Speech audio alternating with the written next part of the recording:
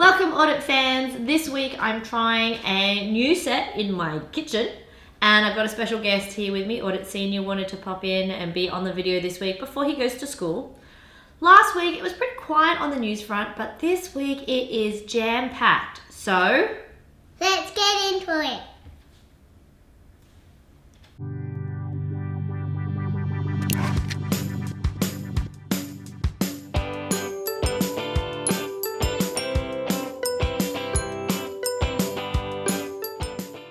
I've got 4 stories to share with you this week.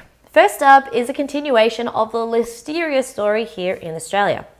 I mentioned in a previous episode that I'll link up here or up there that a small Listeria outbreak has resulted in a significant decline of sales across Australia, across all rock melon providers, not just the single one that had the bacterial infection. Rahad on Twitter told me about a case in South Africa where currently they're experiencing Listeria within the meat industry, and this has resulted in 100 dead. Infections such as these obviously have a huge health impact, but also a business impact. The rock melon industry in Australia has reported also significant job losses, and hopefully this won't affect the ability of those farmers to remain a going concern. Our second piece of news is another auditor struck off ASIC's Register of Auditors, this time for failing to meet independence requirements. APES 110, the Corporations Act, and ISA ASA 200 all require auditors to be independent. Lindsay Wells from Victoria audited his own superannuation fund, the fund of a family member, and the fund where he was a trustee. Obviously clear breaches of the rules on self-interest, self-review and familiarity. An auditor's opinion is worthless if we don't meet our fundamental principle on independence.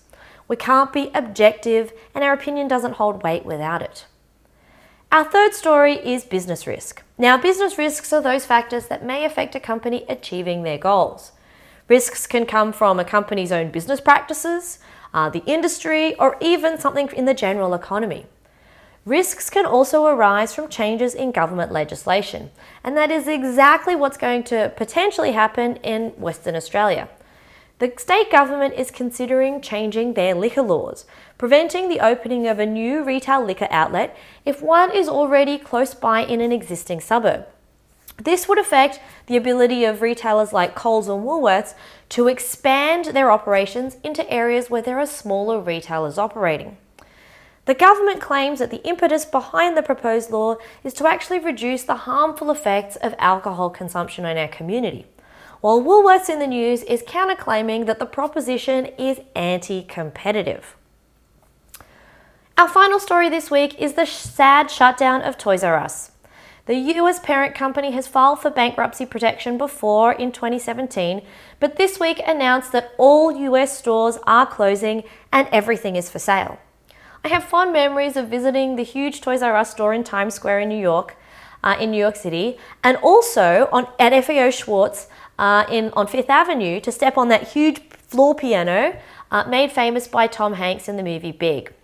So what does this mean for subsidiaries around the world? CEO David Brandon expects that the company will close stores in France, Spain, Poland, and Australia. The process has already begun in the UK, with the company filing for bankruptcy and plans for closing their 100 stores are underway. Operations in Canada, Central Europe and Asia are going to be sold. So what does this mean from an accounting perspective? Now, typically we use historical cost basis for accounting and the lower of cost or net realizable value to record our assets, liabilities and owners' equity. However, we do this on the assumption that the company will remain a going concern. When you know a company is likely to close, we can't do that. So Toys R Us in Australia is unlikely to be able to issue a general purpose financial report, and instead will have to go with a special purpose report. Now, determining the liquidation values for assets can be really challenging in these situations because those liquidation values may be lower than what the client or the administrators could consider net realizable value. It's what we can get for selling those goods today. Winding up a business can be messy. Directors will have to declare the company insolvent, administrators and liquidators might be appointed, we have to evaluate creditors to determine who's going to get paid in what order and how much. As auditors, we need to ensure that management make adequate disclosures about the financial status of the company. If that disclosure is sufficient, we will be able to provide them with an unqualified opinion, even though the company is going to close, with an emphasis of matter paragraph, as long as all those values we think are realistic. So that's it for the news this week. Thank you for those people who commented on last week's episode. I had some great suggestions on what you'd like me to talk about, including critical thinking for auditors and a few other topics. I'll be covering those in some of my blog posts coming out soon.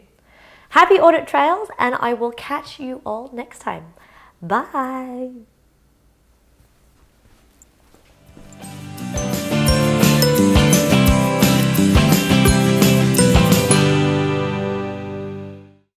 Let's get into it. What are you doing? I'm itchy. You're itchy. Let's get all the itches out. Stop itching. Stop itching. I'm going to give you something to itch about.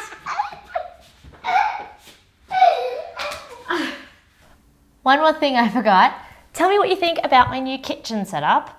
I was using my kids' toy room and game room. That seems to be cluttered with a lot of stuff. So tell me what you think about my new kitchen backdrop, and if you like this one or if you prefer the office scene. But yeah, I'd love to know what you think. Let me know in the comments. And of course, if you liked it, please give us a little thumbs up. If you haven't already, click to subscribe. Can't remember whether it's this side or this side. And I will see you next week, hopefully for 4 episodes in a row. Bye.